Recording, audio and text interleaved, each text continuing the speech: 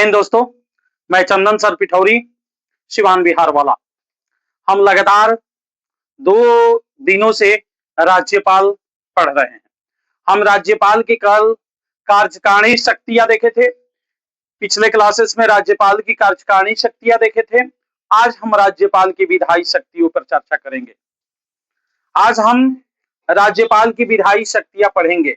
यहाँ जैसे कि हेडिंग आपको दिख रहा है, राज्यपाल की विधायी शक्तियां। राज्यपाल की विधायी शक्तियां बहुत सारी है। राज्यपाल राज्य कार्यपालिका का प्रमुख होता है, राज्य का प्रमुख होता है, संवैधानिक प्रमुख राज्यपाल ही होता है जिसकी नियुक्ति स्वयं राष्ट्रपति करते हैं 5 वर्ष के लिए, और वास्तविक प्रमुख मुख्यमंत्री होते हैं। उसी राज्यपाल की आज हम विधायी शक्तियों की चर्चा करेंगे। जैसा कि पहला है, विधानमंडल के सत्र को आहूत करते हैं। राज्यपाल जो होते हैं वो विधानमंडल के सत्र को आहूत करते हैं यानी बुलाते हैं। जब भी विधानमंडल के सत्र आती है तो विधानमंडल के सत्र को बुलाने का काम कौन करता है? राज्यपाल करते हैं। विधानमंडल के सत्र को राज्यपाल बुलाते हैं, ठीक है, और सत्रावसान भी करते हैं यानी समाप्त भी करते हैं। यानी विधानमंडल के सत्र को आहूत करना अर्थात बुलाना और समाप्त करना यानी सत्रावसान करना राज्यपाल का पहला विधायी शक्ति है। केंद्र में जैसे राष्ट्रपति संसद के सत्र को आहूत करते हैं और सत्रावसान करते हैं, ठीक उसी प्रकार से राज्य में राज्यपाल विधानमंडल के सत्र को, विधानमंडल के बैठक को आहूत करते हैं और सत्रावसान करते हैं। आहूत करने का मतलब बुलाते हैं और सत्रावसान करने का मतलब समाप्त करते हैं। तो विधानमंडल के सत्र को समाप्त करते हैं और बुलाते हैं। राज्यपाल ही बुलाएंगे, राज्यपाल ही समाप्त करेंगे। आपको मालूम है कि वर्ष में विधानमंडल की 3 सत्र होती है। 2 सत्रों के बीच अधिकतम 6 माह की दूरी रहती है और उस सत्र का आहूत करना या अर्थात बुलाना और सत्रावसान करना अर्थात समाप्त करने का काम राज्यपाल का है। आइए देखते हैं दूसरी शक्ति क्या है। राज्यपाल की दूसरी शक्ति पर हम ध्यान देंगे। मुख्यमंत्री के परामर्श पर विधानसभा का विघटन कर सकते हैं। विधानसभा का विघटन करने का काम राज्यपाल का है। दूसरी विधायी शक्ति है। राज्यपाल की दूसरी विधायी शक्ति है कि अगर मुख्यमंत्री परामर्श देते हैं विधानसभा का विघटन करने के लिए, विधानसभा को समाप्त करने के लिए, तो राज्यपाल विधानसभा को समाप्त कर सकते हैं यानी विघटन कर सकते हैं। ये दूसरी है। तीसरी हम देखते हैं, विधानमंडल में अभिभाषण करते हैं। विधानमंडल में अभिभाषण करते हैं यानी विधानमंडल के सत्र को जब बुलाते हैं, आहूत करते हैं, तो सबसे पहले विधानमंडल में अभिभाषण करते हैं। अभिभाषण करके यानी राज्यपाल के अभिभाषण से विधानमंडल का सत्र प्रारंभ होता है और उसके बाद से सत्र चलने लगता है। बाकी कानून वगैरह बनने लगता है, कानून बनने लगता है विधानमंडल में। चौथा विधायी शक्ति है, राज्यपाल के हस्ताक्षर के बाद ही कोई भी विधेयक कानून बनता है। मान लीजिए विधानमंडल में कानून बन रहा है, किसी भी राज्य के विधानमंडल में राज्य के लिए कानून बनता है, तो राज्य में पहले विधेयक को लाया जाता है और विधेयक पर विधानसभा, अगर द्विसदनीय विधानमंडल है, जैसे कि 6 राज्यों में द्विसदनीय विधानमंडल है, हम पिछले क्लासेस में बताए हैं कि 6 राज्यों में द्विसदनीय विधानमंडल है, माने 2 सदन है। विधानमंडल के 2 सदन है, एक विधानसभा दूसरा विधान परिषद। तो अगर द्विसदनीय विधान मंडल है तो कोई भी विधेयक आएगा, यदि विधानसभा में पहले आता है तो विधानसभा में पारित करने के बाद, विधानसभा में पास होने के बाद विधान परिषद में जाएगा और जब विधान परिषद पास कर देगी तो फिर राज्यपाल की स्वीकृति के लिए भेजा जाएगा। माने किसी भी सदन में आ सकता है। मान लीजिए विधान परिषद में आ गया तो विधान परिषद पास करके विधानसभा में भेजेगी, विधानसभा पास कर देगी। यानी कहने का मतलब विधानसभा और विधान परिषद दोनों सदनों में से कोई, दोनों सदनों से पास होने के बाद राज्यपाल की स्वीकृति के लिए जाता है और राज्यपाल अपनी स्वीकृति देते हैं, अपना हस्ताक्षर करते हैं और हस्ताक्षर करके स्वीकृति देते हैं और स्वीकृति देने के बाद ही कोई भी विधेयक कानून का रूप लेता है। तो कहने का मतलब कि विधानमंडल का अंग है राज्यपाल, विधानमंडल का अंग है। विधानमंडल अगर द्विसदनीय है तो विधानमंडल में 3 सदन होते हैं, पहला क्लास में हम बताए थे, राज्य सरकार जिस दिन बताए थे कि विधानमंडल अगर द्विसदनीय है तो विधानमंडल में 3 अंग होते हैं विधानमंडल के, पहला विधानसभा, दूसरा विधान परिषद और तीसरा राज्यपाल। तो दोनों सदनों में पास होने के बाद किसी भी विधेयक को राज्यपाल की स्वीकृति के लिए भेजी जाती है और राज्यपाल जब उस पर अपनी स्वीकृति दे देते हैं, अपना सिग्नेचर कर देते हैं, तो वो विधेयक कानून बन जाता है। कहने का मतलब हुआ कि जब तक राज्यपाल किसी भी विधेयक पर अपनी स्वीकृति नहीं देंगे तब तक वो विधान नहीं बनेगा, वो कानून नहीं बनेगा। विधेयक मतलब विधानसभा में या विधान परिषद में उठाए गए मुद्दा, उठाई गई बातें, और उठाई गई मुद्दा पर अगर कानून बनाना है तो दोनों सदनों में पास कराने के बाद राज्यपाल की स्वीकृति चाहिए। ठीक है, आइए देखते हैं हम नेक्स्ट राज्यपाल की विधायी शक्ति। राज्यपाल के हस्ताक्षर के बाद, तो बता दिए, जब विधानमंडल सत्र में नहीं चल रहा हो, मान लीजिए कि राज्य के लिए कानून कौन बनाता है? विधानमंडल। राज्य के लिए कानून बनाता है विधानमंडल। अगर विधानमंडल सत्र में नहीं हो, सत्र यानी बैठक, अगर विधानमंडल सत्र में नहीं हो, बैठक में नहीं हो, तो विधानमंडल जब सत्र में रहेगा तभी ना देश राज्य के लिए कानून बनाएगा। अगर विधानमंडल ही सत्र में न हो, विधानमंडल का सत्र नहीं चल रहा हो और देश के लिए कोई जरूरी कानून बनाना हो, एकदम उस कानून की अति आवश्यक हो, तो उस परिस्थिति में संविधान के अनुच्छेद 213 के अनुसार राज्यपाल अध्यादेश जारी कर देते हैं। अब प्रश्न उठता है, अध्यादेश क्या होता है? तो अध्यादेश भी विधानमंडल द्वारा बनाए गए कानून के समान ही होता है, उतना ही अधिक प्रभावी होता है। बात समझ में आ रही है? विधानमंडल देश राज्य के लिए कानून बनाती है, जैसे देश के लिए संसद कानून बनाती है, तो संसद जब सत्र में नहीं होती है तो राष्ट्रपति अध्यादेश जारी करते हैं, और विधानमंडल राज्य के लिए कानून बनाती है, किसी भी राज्य के लिए। जैसे बिहार के लिए बिहार विधानमंडल कानून बनाएगी, उत्तर प्रदेश के लिए उत्तर प्रदेश विधानमंडल कानून बनाएगी। तो हर राज्य के लिए अगर कानून बनता है, राज्य में भी कानून बनता है, तो राज्य में कानून बनाने वाली संस्था का नाम है विधानमंडल। अगर विधानमंडल सत्र में नहीं हो, विधानमंडल सत्र में नहीं चल रहा हो, माने विधानमंडल का सत्र नहीं चल रहा हो और देश के लिए कानून की जरूरत, तब क्या होगा? तो राज्यपाल अध्यादेश जारी करेंगे। अब राज्यपाल जो अध्यादेश जारी करेंगे वो भी एक कानून होगा, और वह कानून कितने दिनों तक चलेगा? प्रश्न उठता है कि वह कानून कितने दिनों तक चलेगा? तो 6 माह 6 सप्ताह तक चलेगा। अब प्रश्न उठता है कि 6 माह 6 सप्ताह तक क्यों चलेगा? तो नियम है कि विधानमंडल के बैठक के बाद, विधानमंडल की अगर सत्र आ जाए, माने राज्यपाल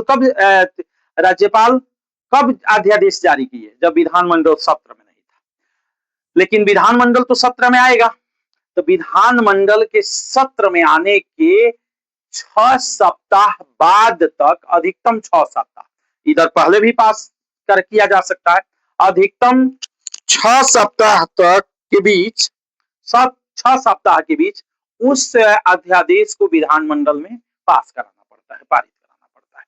तो 6 सप्ताह के अंदर अध्यादेश को विधानमंडल द्वारा पास कराना पड़ता है। तो 6 सप्ताह तो ये हो गया, और विधानमंडल के 2 बैठकों के बीच की दूरी जो होती है अधिकतम 6 माह, यानी 6 माह से अधिक समय तक विधानमंडल सत्र से दूर नहीं रह सकती।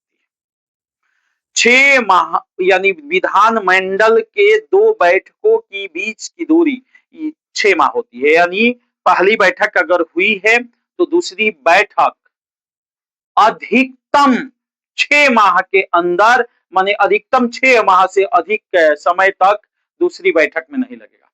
यानी कहने का मतलब कि अधिकतम 6 माह के अंदर, माने 6 माह से अधिक समय तक सत्र में विधानमंडल सत्र से अनुपस्थित नहीं रह सकती है।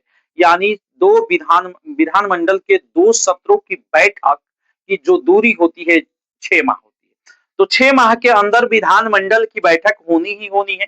तो 6 माह यह हो गया, क्योंकि 6 माह पर अधिकतम कितना दिन तक अब्सेंट रहेगी विधानमंडल? 6 माह, तो 6 माह ही हो गया।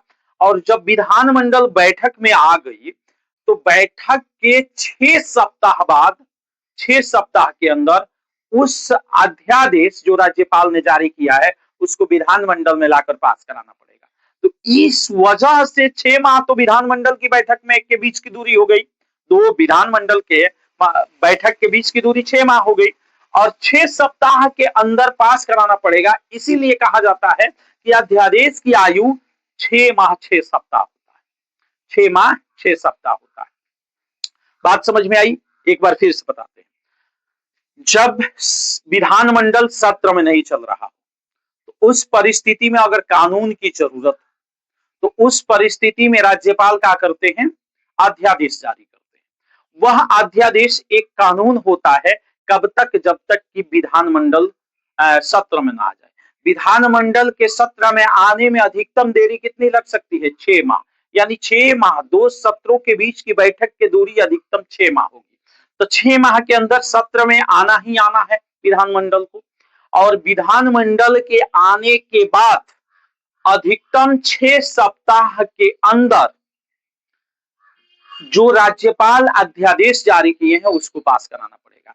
तो अध्यादेश की आयु कितनी हो गई? 6 माह और प्लस 6 सप्ताह। 6 माह, दो सत्रों की बैठक की दूरी, और 6 सप्ताह के अंदर उसे पास कराना है। तो अध्यादेश की आयु होती है 6 माह 6 सप्ताह, यानी 6 माह से 6 सप्ताह से अधिक, 6 माह 6 सप्ताह से अधिक समय तक अध्यादेश नहीं चलता है। ठीक है? तो ये राज्यपाल की विधायी शक्ति बहुत ही महत्वपूर्ण विधायी शक्ति है कि अगर विधानमंडल सत्र में नहीं हो, तो उस परिस्थिति में राज्यपाल अध्यादेश जारी कर सकते हैं, बिल्कुल राष्ट्रपति की तरह। अनुच्छेद याद रखिएगा कि 213 के अकॉर्डिंग, 213 123 के अनुसार राष्ट्रपति अध्यादेश जारी करते हैं, और 213 के अनुसार राज्यपाल। इसको याद रखिएगा, 213 के अकॉर्डिंग राज्यपाल अध्यादेश जारी करते हैं। ठीक है? अगला हम देखेंगे, विधान परिषद में राज्यपाल 1/6 सदस्यों को मनोनीत करते हैं। विधान परिषद में हम बताए कि विधानमंडल के दो सदन होते हैं, एक विधानसभा और एक विधान परिषद। तो 6 राज्यों में विधान परिषद है, बाकी राज्यों में विधान परिषद नहीं है, एक सदनीय विधानमंडल है, केवल विधानसभा है। 6 राज्यों में, भारत के 6 राज्यों में विधान परिषद की भी व्यवस्था है, और उस विधान परिषद में 1/6 सदस्य को राज्यपाल मनोनीत करते हैं, और बाकी लोग अप्रत्यक्ष रूप से चुन कर आते हैं, हम पिछले क्लासेस में बताए, मनोनीत करते हैं। और 1/6 सदस्यों को मनोनीत कहां से करेंगे? साहित्य से, साहित्यकार कोई हो, कला से, विज्ञान से, समाज सेवा से, और सहकारिता के क्षेत्र से मनोनीत करते हैं। ठीक है? अगला देखते हैं। अनुच्छेद 2 के अनुसार कुछ विधेयक को राज्यपाल राष्ट्रपति की अनुमति के लिए आरक्षित रख सकते हैं। राज्यपाल को ऐसा लगता है, अनुच्छेद 2 में लिखा है, 200 में, आर्टिकल 200 में लिखा है कि राज्यपाल को अगर लगता है कि कोई विधेयक राष्ट्रपति की अनुमति लेनी चाहिए किसी विधेयक पर, तो उस विधेयक को राष्ट्रपति की अनुमति के लिए आरक्षित रख सकते हैं। ठीक है? अनुच्छेद 333 को अगर देखें, तो 333 तो अभी समाप्त हो चुकी है 104 संविधान संशोधन के अंतर्गत, लेकिन पहले थी। अनुच्छेद 333 के अनुसार राज्यपाल विधानसभा में एक एग्लो इंडियन यानी आंग्ल भारतीय को मनोनीत करते थे। एग्लो इंडियन, आंग्ल भारतीय का मतलब क्या हुआ कि कोई भी बच्चा जन्म लेता है तो 2 लोग मिल करके जन्म देते हैं, एक होते हैं पापा और दूसरी होती है माँ। पापा और माँ में से कोई एक अंग्रेज हो और एक भारतीय हो, तो उनके बच्चे जो जन्म लेंगे वो आंग्ल भारतीय, आंग्ल यानी अंग्रेज भी, या भारतीय माने भारत के भी, आंग्ल भारतीय होगा, जिसे इंग्लिश में एग्लो इंडियन कहा जाएगा। अगर कोई बच्चा के बच्चा जन्म लेगा तो माता पिता दोनों चाहिए ना जी, न तो माँ पैदा कर सकती है बच्चे को और न ही पिता पैदा कर सकते, दोनों के आने के बाद ही कोई बच्चा जन्म लेता है। और दोनों में से कोई एक भारत का हो, कोई एक अंग्रेज का हो, या तो माँ अंग्रेज हो और पिता भारत हो, नहीं तो पिता अंग्रेज हो तो माँ भारतीय हो। तो उस परिस्थिति में जो बच्चा जन्म लेता था उसे आंग्ल भारतीय कहा जाता था। जब भारत आजाद हुआ, संविधान लिखा गया, उस समय भारत में बहुत से लोग थे जो आंग्ल भारतीय थे, यानी एग्लो इंडियन थे। तो उन लोगों को भी तो स्थान देना था सरकार में।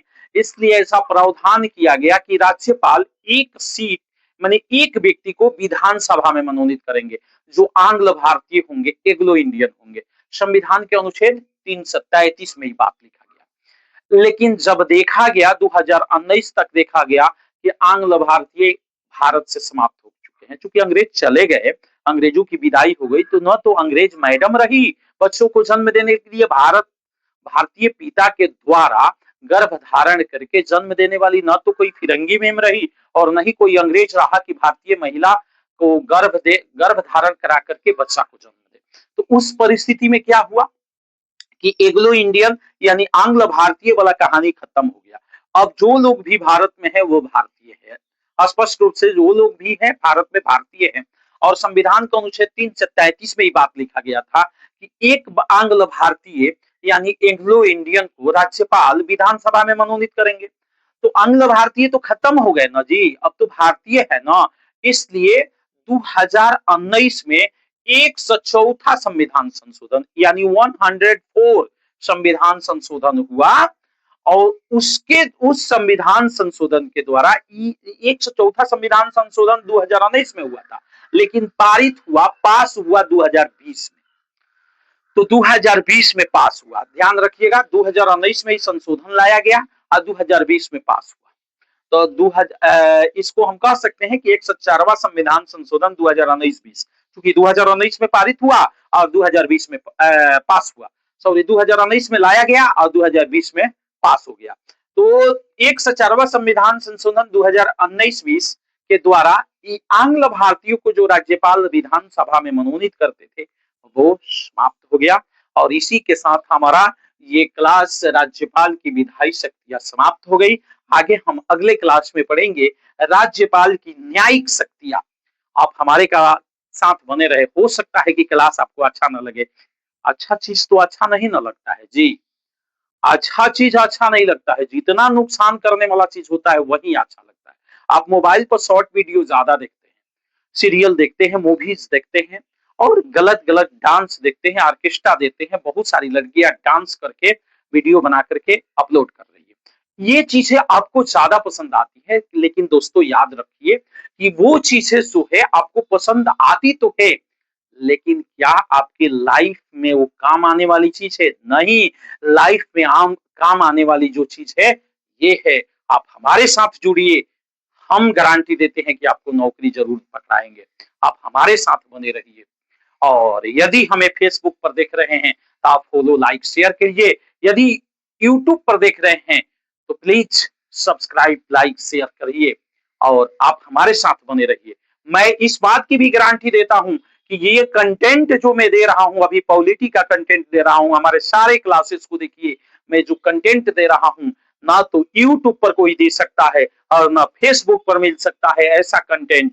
ऐसा कंटेंट अगर कोई देगा तो आपको क्लास खरीदना पड़ेगा, वो भी बड़े बड़े चैनल वाले लोगों का, जैसे खान ग्लोबल हो गया, बहुत सारे चैनल वाले लोग हैं जो बड़े बड़े चैनल वाले लोग हैं, काफी ज्यादा फी लेकर के आपको यही चीज देंगे तो आपको पसंद आएगा। हम फ्री में देते हैं तो आपको अच्छा नहीं लगता है। इसलिए आपको अगर कुछ फ्री में मिल रहा है, ये बंदा अगर फ्री में कुछ दे रहा है तो आप इसको लीजिए और लेकर के इसको अपने जीवन में उतारिए, अपनी परीक्षाओं में लेकर जाइए। मैं गारंटी देता हूं कि यदि पॉलिटी की क्लास बस कुछ और क्लासेस रह गए हैं, मैं सभी क्लासेस को कर देता हूं, पढ़ा देता हूं। आप हमारे सभी क्लासेस को लेकर के जाइए और बिहार की का इंडिया की कोई भी एग्जाम हो, यूपीएससी को छोड़ करके इंडिया की कोई भी एग्जाम हो जहां से पॉलिटी से प्रश्न आते हैं, अगर मेरे क्लास से प्रश्न नहीं आए एक भी तो फिर बताइए, हमसे कमेंट कीजिए, मैं आपका जवाब देने के लिए तैयार रहूंगा। तो आप हमारे साथ बने रहे, हम सभी विषयों को पढ़ाएंगे और पक्का वादा करते हैं कि आपको पास कराएंगे। धन्यवाद। इसका स्क्रीनशॉट ले लीजिए।